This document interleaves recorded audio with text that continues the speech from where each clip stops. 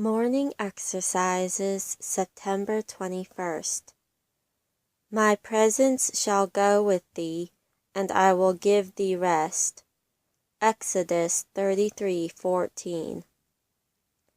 This exceeding great and precious promise belongs to the Christian as well as to Moses.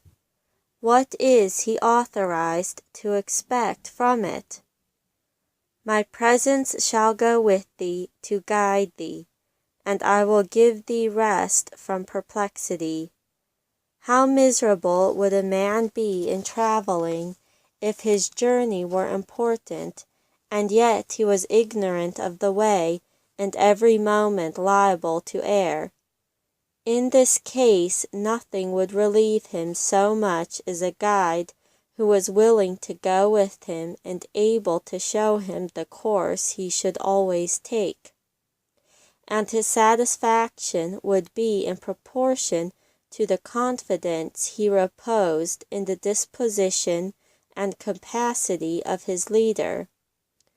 Nothing can equal the importance of the journey we are taking. Life or death, salvation or perdition depends upon the issue, and the way of man is not in himself. It is not in man that walketh to direct his steps.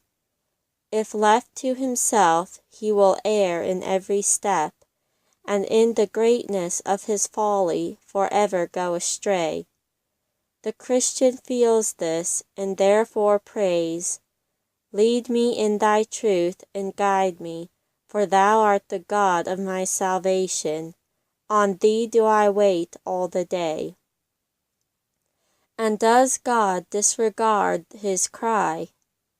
"I am the Lord thy God, which teacheth thee to profit, which leadeth thee by the way that thou shouldest go." This extends to doctrine, to experience, to all his temporal concerns.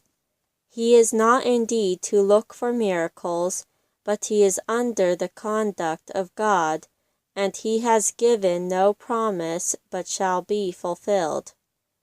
When the Jews were marching to Canaan, they had a pathless desert to go through, but they were free from all perplexity because they had a fiery cloudy pillar to regulate all their movements.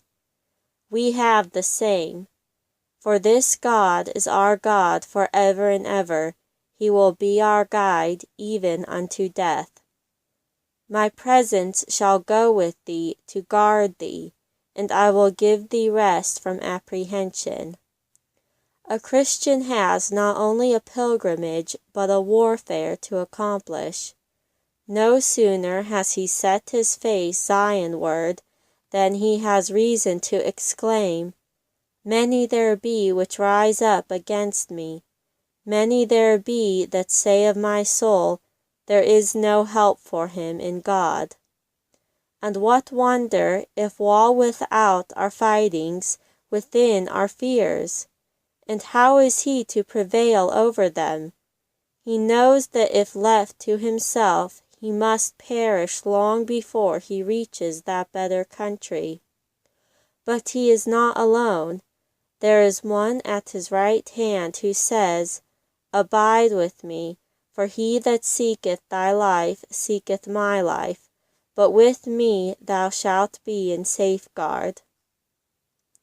At the sound of this, his mind is relieved, his confidence rises, and he sings, "The Lord is my light and my salvation. Whom shall I fear? The Lord is the strength of my life. Of whom shall I be afraid?" My presence shall go with thee to provide for thee, and I will give thee rest from anxiety. The manna was not to be hoarded, but gathered daily, and we are to feel our constant dependence upon God for the supply of the Spirit of Jesus Christ. And is this trying? Could we wish it to be otherwise? "They that wait upon the Lord shall renew their strength. My grace is sufficient for thee." What more can we desire? When we have trusted in God for the soul, it might be imagined that it would be easy to trust Him for the body.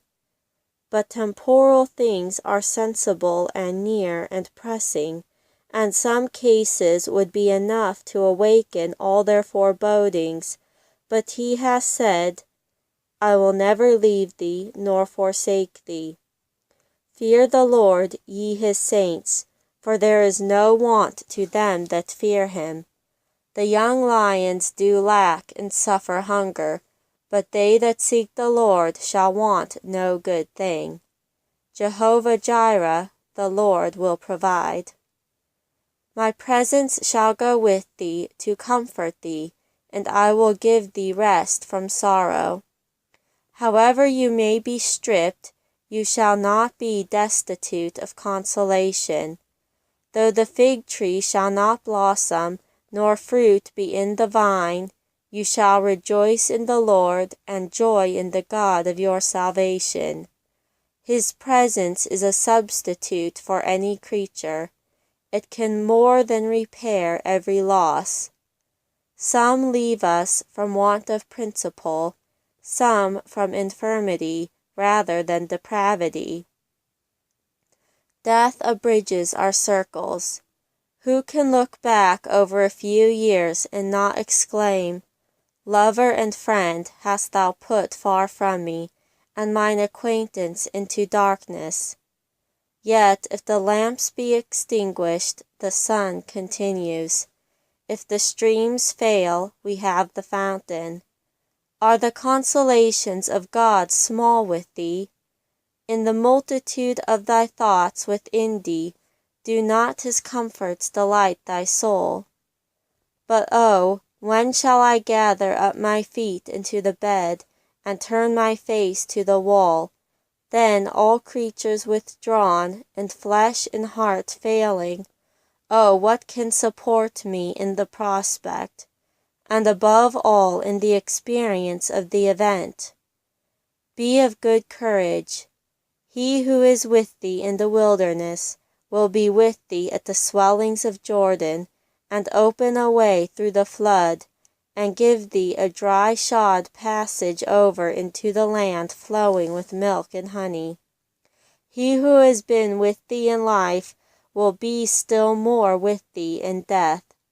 And therefore you may boldly say with one before you, Yea, though I walk through the valley of the shadow of death, I will fear no evil, for thou art with me.